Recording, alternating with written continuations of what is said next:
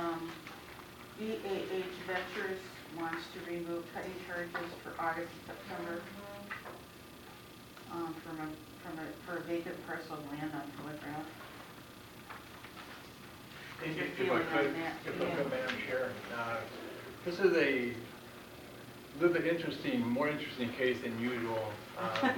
The city of Taylor is cutting the grass, and the taxpayer is also cutting the same grass for a month of September, August, and September. We've been working with Jamie McCarty and the taxpayer on this property. The back story is since May of this year, we began cutting the lawn. It's on Telegraph just north of Eureka on the east side. And we cut the lawn in May, June, and July, and we sent him tax bills, cutting charges for those 3 months, and he paid them. He then came into my office, and I explained to him, here's what's going on. You're not cutting your lawn, we're cutting it for you, and we're going to charge you for it. He then hired a lawn cutting service through a friend to cut the lawn for him. And he cut the lawn in August and in September. He never came in and filed a stop cutting my lawn paperwork with the city of Taylor until September 22nd. So in the month of August and September, although he was cutting his lawn, the city of Taylor was still on contract to cut the same lawn. And they were cutting it in different weeks. In between weeks. So he had a 3-week series, and the city of Taylor had a 3-week cut series. So he had a picture that he provided. The ones that you have are black and white. I do have the colored photos in my office that show, the lawnmower there and the grass being cut down to a decent level. Jamie's cutting crew showed up a week and a half later, approximately, and they have pictures on file where they actually cut the grass also. And you can see on Jamie's photo that there is a difference in the length of the grass. You can't really measure it if it's 8 inches, 6 inches, but you can tell it got a haircut of some type. So the question is, from the taxpayer, I'm paying for a service and I have proof that I'm paying for a service. Here's my invoices, here are my pictures. I agree I did not sign the stop cutting until September 22nd. So I have a question real quick, not Sure. interrupt you, but did you tell him when he came in to see you that he needed to let you know or file some kind of form once he hired his own service or started cutting it himself?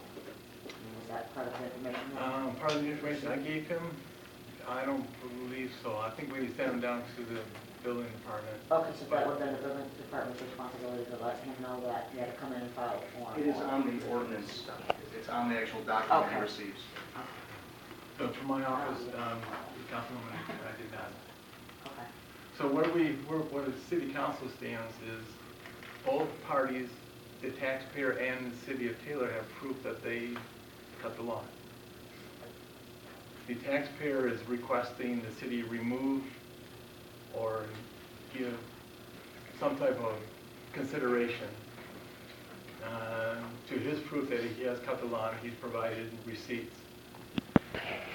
What I suggested to him is that you need to have a one-on-one dialogue with council before bringing this forward. He declined to have that. He said, I want my evidence to support itself. And I said, I'm not your spokesperson. I'm only here to present what's being presented to my office to City Council, which is what is happening tonight. And the amount we're talking about is $590, is that correct? That's correct. So when you get on our cut list, it's not go out and if it's greater than 6 or 8 inches, cut it. It's cut it whatever the window is, every 2 weeks, every 3 weeks, whether it's 2 inches or 12 inches, they're supposed to cut it. That's a fair question. I asked Jamie a similar question, and the answer is yes, they cut it on a regular basis. At the same time, the cutters have been given common sense direction. If it doesn't need to be cut, use your best judgment. What you don't know is how risky is it. It's 3 2 weeks later, it Right. gets. Everybody has different judgment. Yeah, and Right, and then, if you think it's okay now, but you're not coming back for 2 weeks, it could get really bad because it rained for 7 days. Exactly. And then you get bitched at. It's on the rotation, you know, unless otherwise notified, that seems reasonable to me. But if the guy didn't know that he was supposed to notify him, Well, it's and he on had the somebody ordinance. from, oh, is it? Yeah, it's written, he might not have saw it, but it's written on the document that he received Oh. initially. And Chair, this is only, to my knowledge, this has only happened one other time since we have been in office, and we had a similar situation, a little bit different, but, in the case here, it's a high-profile piece of property, it's Telegraph Road, Right. so it's highly visible. We did cut the grass for 3 months before he did absolutely anything. Right. And at that point in time, you know, he did come in, he did pay the fines, but he did not notify anyone. So the instructions from the building department is, just as Jerry said, we're gonna continue to come out and keep cutting it on a every 3rd week schedule to keep the grass down until somebody tells us otherwise. And so part of that is making sure that we're confident that they can and will cut it, so we don't have to let it get really tall and embarrassing and come back, so. I believe that this gentleman did probably have a service cut the grass, and I believe we did cut the grass as well, well, the pitcher support we did.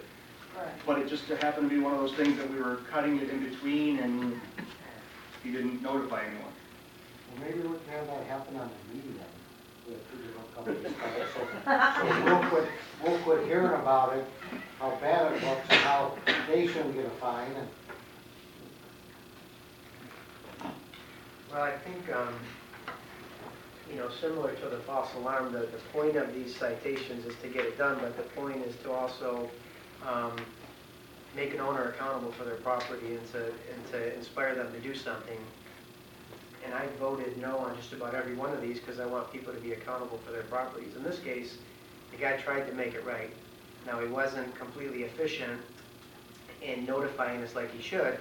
And I agree that we should keep cutting, because if we wait too long, it's going to be up to your knees, and then we all look bad. So it's an interesting one in that he can prove that he was doing it. We can prove that we were doing it.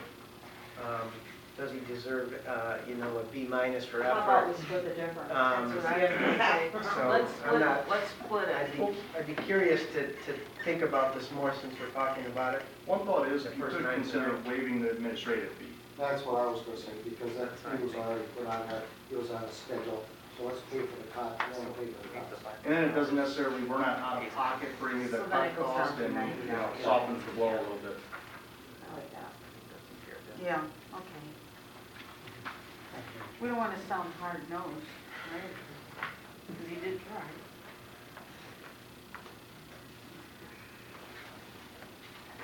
We also don't want our grass cutters out there with rulers measuring. Right. You know, they know they got time for that. right.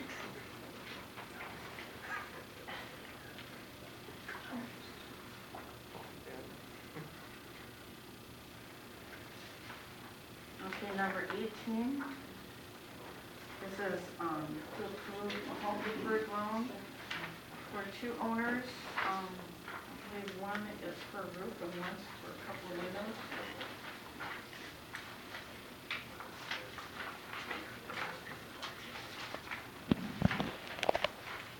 It's a low bid for both jobs.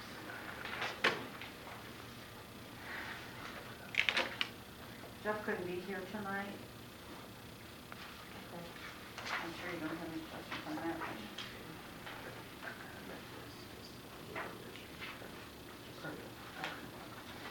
He did send an email regarding these 2 items if there were any questions. Right, yeah.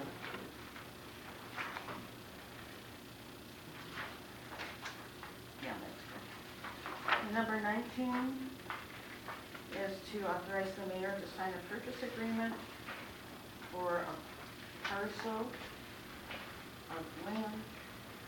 I assume this is the vacant lot on the side of. So is this the Yeah, rental it's property, commercial, is yeah. this, you know? Because his address is Williams.